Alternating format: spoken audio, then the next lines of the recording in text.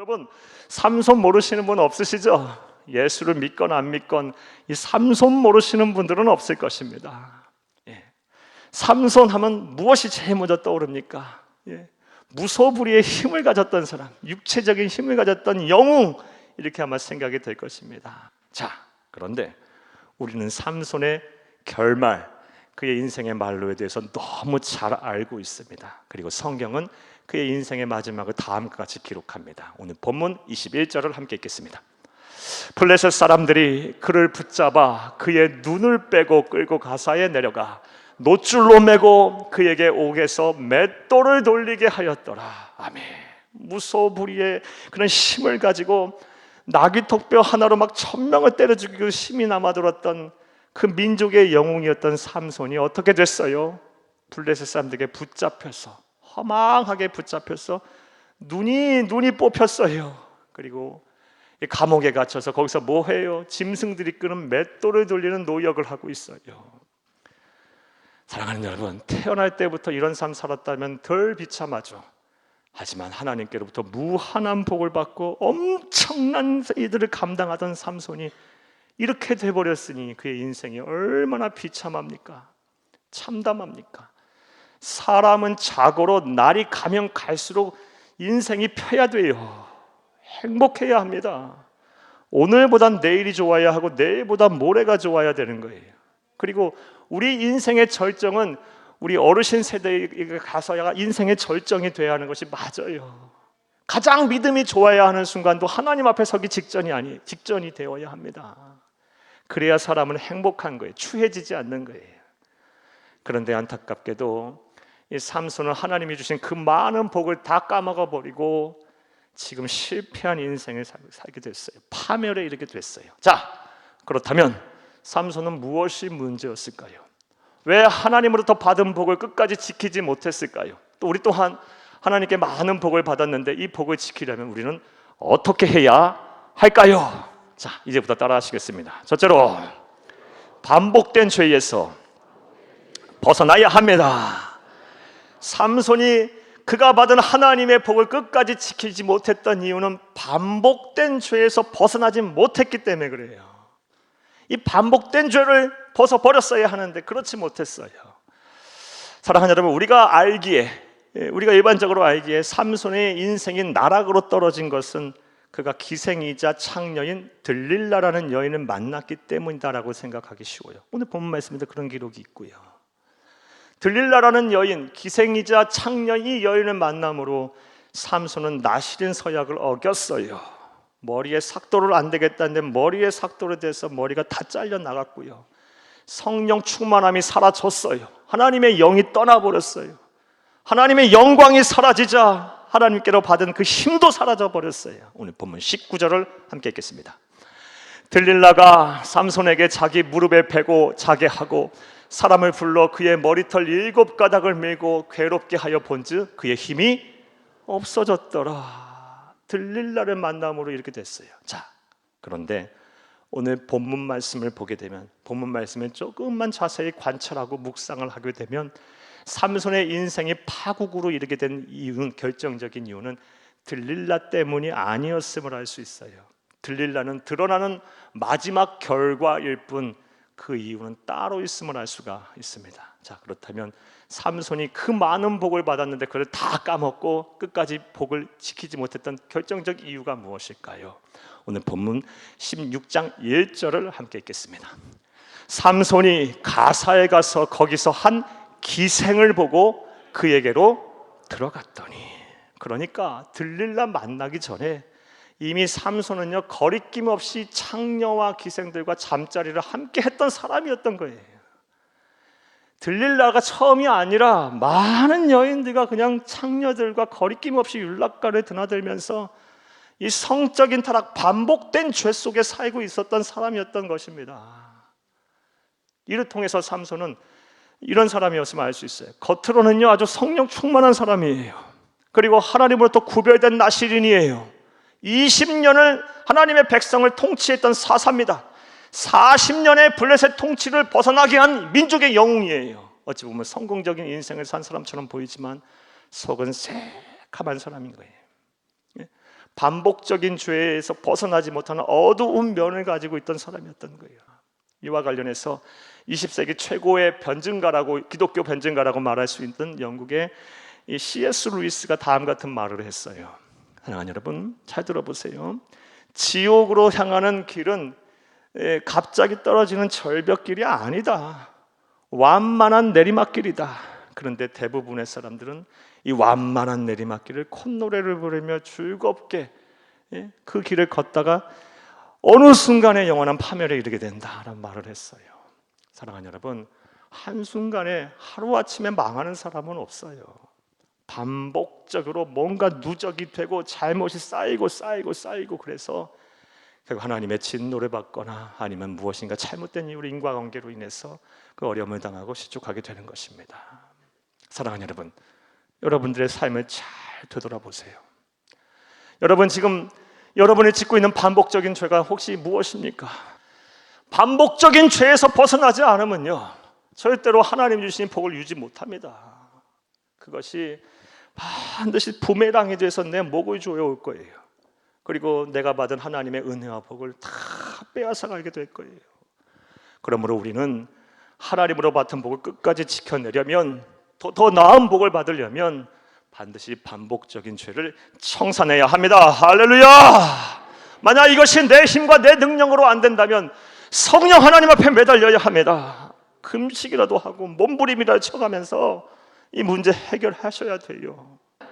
또 둘째로, 삼손이 끝까지 하나님으로부터 받은 복을 유지하지 못했던 이유가 무엇일까요? 따라하시겠습니다. 둘째로, 영적으로 성숙한 사람들과 함께 해야 합니다.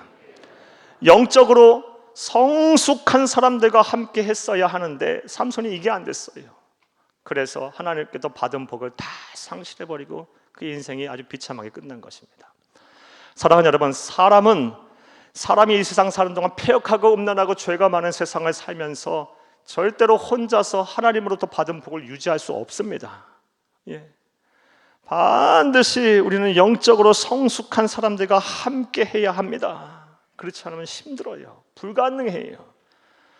왜냐하면 우리 사람이 하나님으로 창조된 유일한 영적인 존재이기 때문이에요. 따라서 우리는 반드시 영적으로 이게 영향을 받게 돼 있어요. 한번 예를 들어 볼까요? 부정적인 사람들과 그냥 몇 시간만 같이 앉아 있어도 그 사람 부정적으로 변합니다. 그리고 뭔가 막 비난을 하고 뭔가 막 가슴에 응어러진 사람들과 또 막 우울한 사람들을 막 같이 이렇게 몇 시간만 앉아 있어도 나도 우울해져요. 인생이 막 슬퍼져요. 암울해져요. 답답해져요. 또 반대로 막 은혜가 넘치는 사람과 함께 하면요, 반대로 또 어떻게 돼요? 막 은혜가 또 넘쳐요. 왜 그렇습니까? 영적인 존재이기 때문에 그래요. 우리가 유일한 창조물 중에 유일한 영적인 존재이기 때문에 영향을 받게 돼 있어요. 그러므로 우리는 이 영적으로 선한 영향을 끼치는 사람들, 성숙한 그리스도인들과 함께 해야 합니다. 이것은 삼손의 예를 통해서도 잘할 수 있습니다. 삼손의 삶을 통해서도 잘할 수가 있어요. 사랑하는 여러분, 삼손의 삶, 어디를 기록하면 성경 어디를 뒤져봐도 삼손이 영적으로 성숙한 사람과 교제했단 말 한 구절도 없어요. 오히려 이 삼손은 우상 숭배자이다 타락한 여인이었던 기생들, 창녀들에게 자신의 마음을 쏟아요. 들릴라에게는 무려 3번이나 거짓으로 속고서도, 죽을 위험에 빠지고서도 그래도 그 끈을 못 버려요. 교제하고 있어요. 그러니 결국 영적으로 성숙한 사람이 그 주변에 없었으니 삼손이 끝까지 받은 복을 유지를 못한 것이고 파멸에 이르게 된 것입니다. 자, 그렇다면 삼손이 왜 그랬을까요? 왜 영적으로 성숙한 사람과 교제하지 못했을까요? 이 이유에 대해서 다양한 해석이 있는데 어떤 사람은 이렇게 해석도 해요. 이 삼손이 살던 시대는 사사시대이기 때문에 영적으로 암흑기예요. 성경 전체를 통틀어서 가장 영적으로 암흑기라고 얘기할 수 있어요. 그렇기 때문에 삼손 주변에 영적으로 조언을 하고 함께할 사람이 없었다라고 해석을 하는 사람도 있어요. 그런데 저는 그거 동의 안 해요. 저는 절대 맞지 않는 해석이라고 생각해요. 왜냐? 삼손이 누굽니까? 무려 20년간 하나님의 선택을 받은 민족을 치리한 지도자 사사예요. 사사인 지도자 주변에 왜 조언하는 그룹이 없었겠습니까? 하나님의 말씀에 대언하는 선지자 그룹 분명히 있었을 것이고 또 분명히 제사장들이 있었어요. 그런데 삼손이 본인이 거부한 거예요. 그렇다면 또 생각을 해봐요. 삼손은 왜 그런 영적으로 성숙한 사람들과 함께하기를 거부했을까요? 그 이유 또한 간단해요. 영적인 교만 때문이에요. 나 누구에게도 도움받기 싫어. 나 간섭하지 마라. 나 누구에게도 나 권면 듣기도 싫고, 나 신앙생활 나 혼자 해도 돼. 나 건들지 말어. 나 예배 오라고도 확인도 하지 말고, 나 봉사하라고도 하지만 나 알아서 나 문제 없어. 나 영혼 건강해. 이런 영적인 교만함에 취해서 스스로 할 수 있다라는 생각에 그냥 넘어지고 자빠지고 만 거예요. 교만은 패망의 선봉이고 넘어지면 앞잡이라 그랬어요. 영적인 교만함은 반드시 넘어지게 돼 있어요. 사랑하는 여러분, 그런데 이런 모습이 우리의 모습이기도 해요. 사랑하는 여러분, 여러분의 신앙의 모습은 어떠합니까? 반드시 이런 영적인 교만함에 취해서 내 신앙 문제 없다고 생각하시는 분들은 넘어지게 돼 있어요. 하나님으로부터 받은 복 유지 못합니다. 그러므로 우리는 겸손하고 겸허한 자세로 먼저 우리의 나약함을 인정해야 합니다. 나약함을 인정해야 돼요. 그리고 나 혼자 안 된다는 것을 알고 영적으로 성숙한 사람들과 함께 해야 돼요. 함께 기도해야 하고 함께 예배해야 하고 함께 교제해야 돼요. 무엇보다 목회자들과 막힘이 없어야 돼요. 그리하면 이 세상 사는 동안 하나님께서 받은 복을 잘 유지할 수가 있을 거예요. 그런데 여기까지 얘기 듣고 또 이렇게 말씀하시는 분 계실 거예요. 생각하시는 분들, 교회가 이렇게 커도 영적으로 성숙한 사람 하나 찾을 수가 없어요. 또 교회가 작으면요, 그런 사람 하나 찾을 수가 없어요. 이렇게 생각하시는 분들 계실 거예요. 나를 위해서 기도해주고 나와 함께 교제하고 나하고 마음이 맞는 사람 하나 찾을 수가 없어요. 이렇게 생각하시는 분 계실 거예요. 이런 분들에게 죄송하지만 제 얘기 좀 하나 해드릴게요. 제가 신학대학원을 다닐 때, 꽤 오래된 얘기예요. 신학대학원 다닐 때 제 마음속에 무엇이 있었냐면요, 제 삶과 신앙을 이렇게 좀 잘 조련해줄, 또 권면해줄 영적 멘토가 하나 있으면 좋겠다라는 생각을 했어요. 그래서 그런 멘토가 어디 있을까 늘 찾아다녔어요. 그러다가 지금은 은퇴하신 이 연세 많이 드신 어느 교수님하고 상담을 했는데 그 교수님에게 여쭤봤더니 이렇게 말씀하시는 거예요. 평생 걸쳐서도 못 찾을 걸 그러는 거예요. 그러면서 하시는 말씀이, 평생 걸쳐서 영적인 멘토 성숙한 사람 찾아다니지 말고 네가 영적으로 성숙한 사람이 되라 그러는 거예요. 네가 영적인 멘토가 되라 그러는 거예요. 그럼 네 주변으로 사람 몰려들 것이고 그 사람들에게 너희가 도움을 받게 될 것이고 그 사람들에게 네가 배우게 될 것이다 라고 말씀하시더라고요. 그 말이 맞더라고요, 살아보니까. 사랑하는 여러분, 영적으로 성숙한 사람 찾기 쉽지 않아요. 내 마음에 맞는 사람 찾기 쉽지 않아요. 보기에 그런 사람 많은데 우선 내 마음과 맞아야 되잖아요. 여러분, 평생 같이 사는 부부하고도 마음이 안 맞는데, 내 배 아파서 난 자식하고도 마음이 안 맞는데, 전혀 환경도 다르고 전혀 이해관계도 다르고 살아온 그런 이 위치도 다르고 관심사항도 다른 교회 성도들과 함께 마음을 맞춘다, 이거 하나님의 은혜로 아니면 쉽지 않은 거예요. 그러하기에 먼저 내가 영적으로 성숙한 사람이 돼서 그렇게 나약하고 힘들고 어려운 사람들에게 도와주기 시작하고 함께 기도하기 시작하고 함께 전도하고 함께 예배하고 함께 교제하기 시작하다 보면 그 사람들을 통해서 내가 변화가 되는 거예요. 내가 힘을 얻는 것이 되고 내가 배우게 되는 것입니다. 교회는 그렇게 교제하는 것입니다. 이런 은혜가 있기를, 이런 실천이 있기를 간절히 주의 이름으로 축복합니다. 자, 또 셋째로 삼손이 그 받은 많은 은혜를 다 까먹고 그리고 실패한 인생이 된 이유가 뭘까요? 또 우리 또한 이 받은 은혜를 잘 끝까지 유지하려면 어떻게 해야 할까요? 따라 하시겠습니다. 셋째로, 하나님과 깊은 교제를 나누어야 합니다. 하나님과 깊은 교제까지 이를 때 비로소 복을 유지하는 거예요. 여러분, 앞에 대지 좀 정리 한번 해볼까요? 첫 번째 대지가 무엇이었습니까? 반복된 죄에서 벗어나라 그랬어요.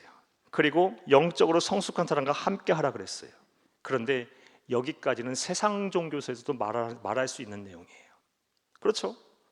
세상 종교에서 똑같은 얘기 할 수 있어요. 반복된 죄에서 벗어나라, 죄의 굴레에서 벗어나라, 그리고 너와 함께하는 동역자, 함께하는 사람들과 함께해라. 세상 종교에서도 할 수 있는 얘기예요. 그래, 우리 기독교 생명의 종교는 여기서 하나 더 나아가야 되는 거예요. 하나님을 만나야 되는 거예요. 하나님을 만나야, 복의 근원이신 하나님이 내 삶을 주장하셔야 되는 거예요. 그와 깊은 교제를 통해서 여기까지 못 나가면 안 되는 거예요. 자, 다시 본문으로 돌아가 보겠습니다. 삼손의 일생, 삼손의 일대기는 사사기 13장부터 16장까지 기록이 되어 있습니다. 그리고 앞서 말씀드린 대로 삼손은 블레셋 40년 통치를 끝낸 사람이에요. 민족을 해방한 국국의 영웅입니다. 그리고 20년간의 사사로 통치했어요. 13장부터 16장까지의 내용이 그 내용이에요. 자, 그런데 13장부터 16장을 읽으면서 다음 같은 생각이 들어요. 삼손에 대해서 하나님께서 참 많은 배려를 하고 계신다. 이거는 좋게 표현한 거고요. 참 많이 봐주고 계신다라는 생각이 들어요. 왜냐하면 삼손은 그 많은 은혜와 복을 누렸지만 하나님과 교제를 안 해요. 하나님과 관계를 맺질 않아요. 참 희한해요. 안 해요. 그리고 그 하나님께서 특별한 은혜와 능력을 부어주셔서 막 기적을 행하고 나서도 그 구약의 믿음의 조상들이 흔히 했던 그 감사의 제단 한번 안 쌓아요. 그럼 뭐 하는 줄 아십니까? 술 마시기 바빠요. 그리고 여자 찾아다니기 바쁘고요. 그리고 재산 취하기 바빠요. 완전 세상 사람도 이런 사람은 없어요. 그러니 이 말로가 어떻게 되겠어요? 받은 은혜 다 까먹고 비참한 인생을 맞게 되는 것입니다. 하나님의 백성은 하나님과 교제를 해야 합니다. 그리할 때 내가 받은 복을 지키고 하나님의 나라 가는 그날까지 하나님의 백성답게 아주 당당하게 세상을 이기며 살 수가 있는 것입니다. 이것은 하나님 말씀을 통해서 우리가 확인할 수 있어요. 로마서 8장 13절을 함께 읽겠습니다. 너희가 육신대로 살면 반드시 죽을 것이로되 영으로서 몸의 행실을 죽이면 살리니. 이 말씀 무슨 말씀이냐? 너희가 육신대로 살면, 하나님과 교제하지도 않고 자기 마음대로, 자기 생각대로, 자기 경험대로, 자기 지식대로 살면, 또 죄 가운데 살면 반드시 죽을 것이로되. 죽는다는 말은 구원이 상실된다는 말이 아니고 문맥전으로 볼 때 하나님으로부터 복을 못 받는다는 얘기예요. 구원은 어떻게 받겠죠? 예수를 믿는 믿음으로 말미암아. 그런데 이 세상 사는 동안 죽도록 고생한다는 얘기예요. 받은 복 다 까먹고. 우리 주변에도 그런 사람 많아요. 예수 믿는다고 다 잘 사나요? 다 복을 받나요? 아니죠. 예수를 그리스도를 믿는 믿음을 갖고 있으면요, 구원은 받아요. 하지만 이 세상에서 복을 받고 또 하늘 상급을 받는 건 다른 얘기예요. 여러분, 이 육신대로 살면 반드시 죽는다고 말씀하고 계세요. 하나님과 교제도 하지 아니하고 그냥 세상 마음대로 살면 그렇게 되는데, 영으로서 몸의 행실을 죽이면 산다고 말씀하고 계세요. 영은 하나님의 영이고 성령님을 말하고 하나님을 말해요. 그분과 교제하면서 몸의 행실은 육신하고 같은 얘기예요. 몸의 행실, 세상의 이치와 방법, 그리고 세상 산다는 그런 여러 살면서 우리가 발생하는 죄들을 죽이면 어떻게 된다? 산다. 복받고 산다라는 말씀이에요.